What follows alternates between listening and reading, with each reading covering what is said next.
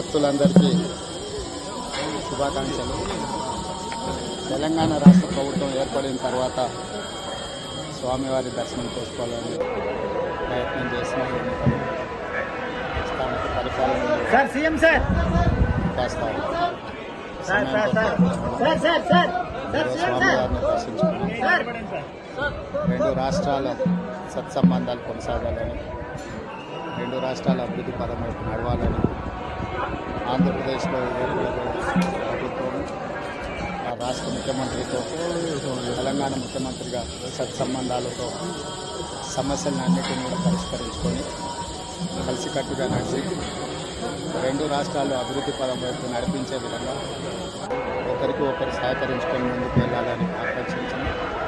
అదేవిధంగా తెలంగాణ రాష్ట్ర ప్రభుత్వం తరఫున కొండ సత్రం నిర్మాణం, కళ్యాణ మండపం నిర్మించి తెలంగాణ నుంచి వచ్చే భక్తులకే కాకుండా దేశం నలుమూలల నుంచి స్వామివారిని సందర్శించుకునే భక్తులందరికీ కూడా సౌకర్యాలు కల్పించడంలో తెలంగాణ రాష్ట్ర ప్రభుత్వం కూడా భాగస్వామ్యం తీసుకోవాలి.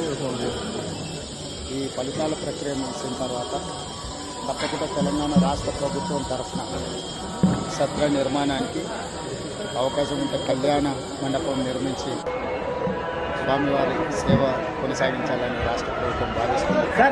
తప్పకుండా తొందరలోనే ఆంధ్రప్రదేశ్ ముఖ్యమంత్రి విజ్ఞప్తి చేసి ఇక్కడ స్వామివారి సేవలో తెలంగాణ రాష్ట్ర ప్రభుత్వం కూడా భాగస్వామ్యం తీసుకోవాలని కోరుకుంటున్నాం. కొండ మీద రాజకీయాలు మాట్లాడకూడదు. తప్పకుండా మంచి వాతావరణం కూడా అనుకూలించింది. గత సంవత్సరాలు వచ్చిన తాగునీటి సమస్య ఉన్న సమస్యలను అధిగమించి మంచి ఋతుపవనాలు, మంచి కాలం ఎదుగుతుంది, వానలు పడాలి, పంటలు పండాలి, రెండు రాష్ట్రాలు ప్రకృతి కూడా సహకరించాలి. పాలకుల